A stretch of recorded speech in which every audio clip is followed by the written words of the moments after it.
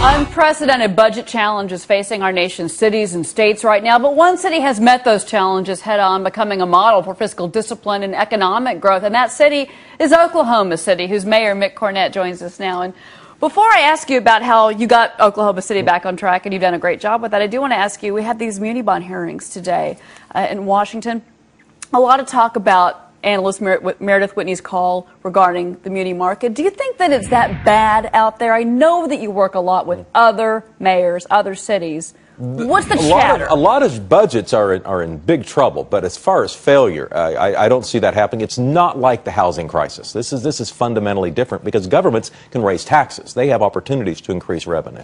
And so you're not, I mean, one of the things that you did differently that other cities have been doing is how you use municipal bonds. Well, in the state of Oklahoma, you can only use bonds for capital needs, which is a vastly different structure than trying to use them for operations. Operational costs are fairly fixed. It's employee-driven for cities. It's police officers and firefighters. You kind of know what they're going to be.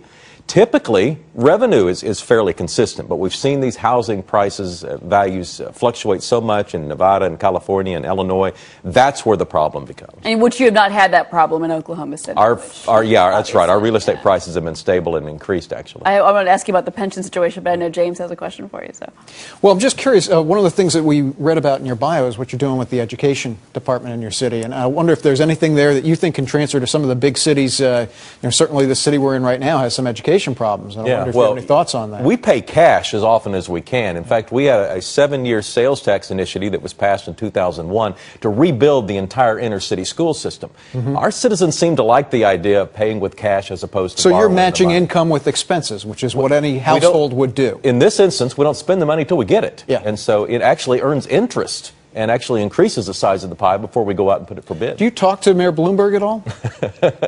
Mayor Bloomberg's animal is a lot larger than my animal. But you were in Washington with all of the other mayors, and you did meet with the president. I do want to ask you real quick about your discussion with President Obama, because you and I have not talked since then, Mick. They're struggling. A lot of cities are struggling financially. They're having a lack of success in negotiating with their unions. They've got continuing escalating prices on that side of it, and the revenue is just simply not there. Their sales tax is down, their property valuation. Did you feel the president heard that message from you and the other mayors? Was he at all sympathetic to what's going on at the city level? Well, certainly he is. You know, and the stimulus package was largely an idea a couple of years ago to help cities. But what happened was it went to states, and states used it for their inventory, and it never trickled down to the city level. And so cities never really got the benefit from the stimulus package that the states got. Before I let you go, I have to ask you, what would you do if you were dealing with the pension obligations that many of the states, many of the governors are dealing right now, many of the cities as well? And that's police, that is fire, that is teachers. What advice would you give? I don't think there's much you can do about the obligations they currently have, but they've got to get better contract negotiations going forward. We don't have fiscal policies in place today that are going to make it any better tomorrow or next year. I mean, we're still in trouble. We haven't learned from the lessons of the past. Mayor Mick Cornett, Oklahoma City. It's great to have you in New York, by the way. Thank you. All right, thanks for